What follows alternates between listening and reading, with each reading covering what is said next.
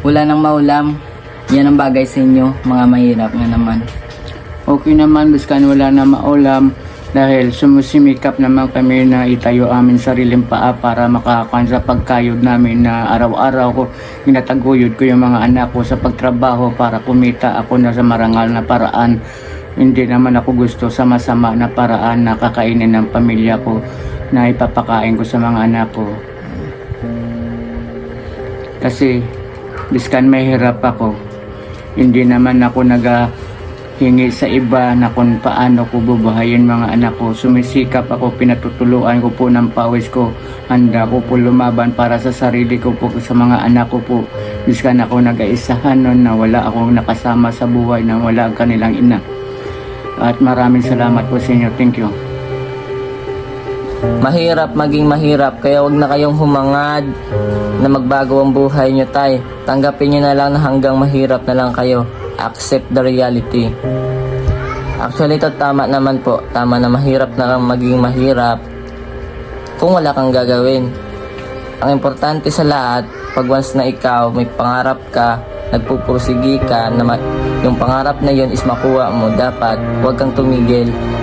Pursue your dreams hanggang sa ito'y makuha mo na. Kahit na ikaw ay nahihirapan, napapagod, naiinitan, nauulanan, ang importante nagpapatuloy ka. Pinagpapatuloy mo yung pangarap mo kahit na alam mong mahirap, baliwala sa iyo kasi nga may pangarap ka eh. Kumbaga ito ka, tapos nandito yung goal mo, marami ang nakaharang sa iyo, nandun na yung mga hindi naniniwala sa kakayahan mo, tapos yung mga nanlalait, mga pamilya mo na hindi rin naniniwala sa iyo.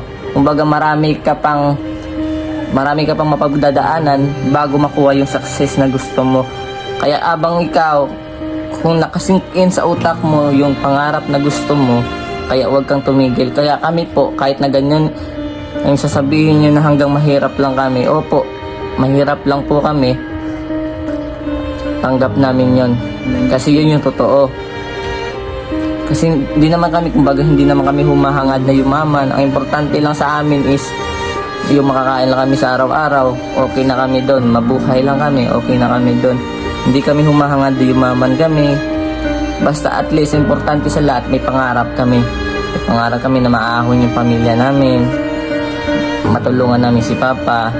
At higit sa lahat, hindi kami tumitigil, naabutin yung mga pangarap na gusto namin. Kasi nandito na yun sa namin. Nandito na sa mga utak namin, sa mind namin, na kung anong gusto namin gawin, gagawin namin. Magpapatuloy namin itong ginagawa namin hanggang sa yung minimithi namin is makamit namin. Yun lang po, thank you.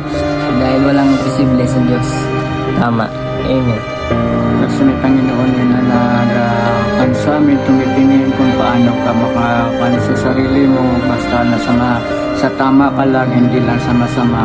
Kailangan paglaban mo ang nararapat sa iyo, biskan nakadapa ka, napipilitin mo nakatayo para sa sarili mo at mahaon mo mga pamilya mo sa biskan hindi mo na makayanan, pipilitin mo pa rin maabot ang pinangarap mo para sa buhay mo, para sa mga anak mo na mahaon mo sa kahirapan.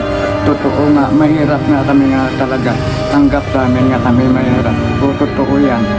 Tinitiis kong maglakad, umiyagasta lang, mabuhay ko yung mga pamilya ko, biskan wala akong pamasahe. Para makapaghanap buhay lang ako, may pabaon ako sa mga anak ko na nag-aaral, pinataguyod ko sila, biskan ako nag-iisaanan sa ngayon. Tanggap ko naman talaga yan dahil ganun ang nangyari sa kabuhayan ko, dahil mahirap po talaga ako. Biskan dito sa bahay, wala po talaga ako, wala kami mga gamit, mga isa lang namin ipagpabugal sa parehas sa amin, kapwa namin tao. Kung hindi kami nang lalait sa kapwa namin, wala kami naapakat, malinis ang hangarin namin. Gusto lang namin na makaangat kunti lang yung buhay namin. Hindi naman kami talaga humahangad na yumaman kami na talaga na mag-isino kami na pinapan lang namin ang tama para sa aming sarili ng mga pamilya ko, para gusto namin na makakain na kami sa araw-araw nga, sa isa ka araw, sa 3 bisis, makabihis kami. at mataguyod ko sila sa lahat na mapakita ko man sa ibang tao na kaya ko kuhanin yung mga anak ko biskan wala akong sariling trabaho.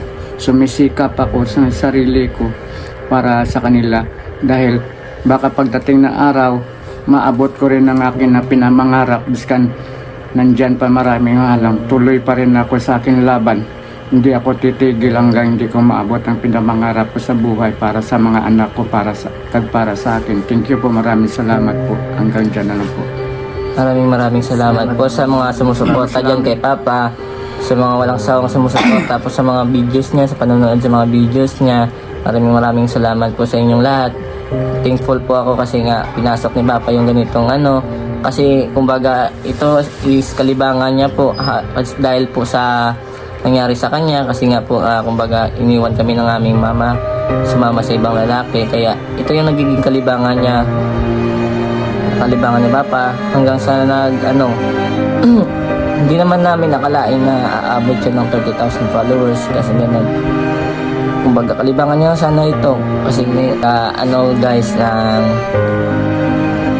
dito niya binubuhos lahat ng emosyon niya na nararamdaman niya kasi kumbaga kailangan need niya ng advice, hindi lang ng mga anak niya, ng pamilya niya, need niya ng advice ng ibang tao kung ano yung dapat niyang gawin kasi emotional kasi yung tao sa Papa. Kumbaga kung masaya siya, umiiyak din siya. Kung nalulungkot naman siya, umiiyak din siya. Kaya ganun, napaka-emotional niyang tao. Kahit na pag nakakaramdam lang siya ng kunting umiiyak agad siya. Ganun po siya. Kaya sensitive po siya sa mga ganung bagay. Kaya ngayon, pinapatatag namin yung loob niya para maging aware siya sa mga dapat niyang gawin kasi pinasok niya yung mundong social media. Kaya dapat maging aware siya sa mga sasabihin ng ibang tao kasi nga nasa social media siya. Kaya sabi ko sa kanya, tanggapin niya kung may manglalait sa'yo, it's okay. Okay lang yan. Ang importante, huwag ka lang tumigil. Kasi pag tinigil mo, ibig sabihin nun, nagpadaig ka sa mga tukso ng mga ibang tao sa'yo. Kasi kung ano yung sasabihin nila, tanggapin mo. Tanggapin mo lang kung ano yung masasabihin nila. The more na nilalait ka ng ibang tao, ang importante doon is nagpapatuloy ka pa rin. Hindi ka sumuko, hindi ka nagpapa-apekto sa mga sinasabi ng iba. Kasi habang merong isang naniniwala sa kakayahan mo, magpatuloy ka. Magpatuloy ka hanggat maraming sumusuporta sa'yo. Andyan yung mga solid supporters mo na nagmamahal sa'yo. Okay lang yan, kunti lang yung mga nag-like sa'yo. Mas marami yung sumusuporta sa'yo. Kaya sabi ko sa kanya, patuloy niya lang yung ginagawa niya. So ayun lang po, maraming salamat po sa inyong lahat, sa inyong pagsuporta po sa aming Papa, sa kanyang pagbablog sa araw-araw. Maraming salamat po sa inyo. Thank you po. God bless.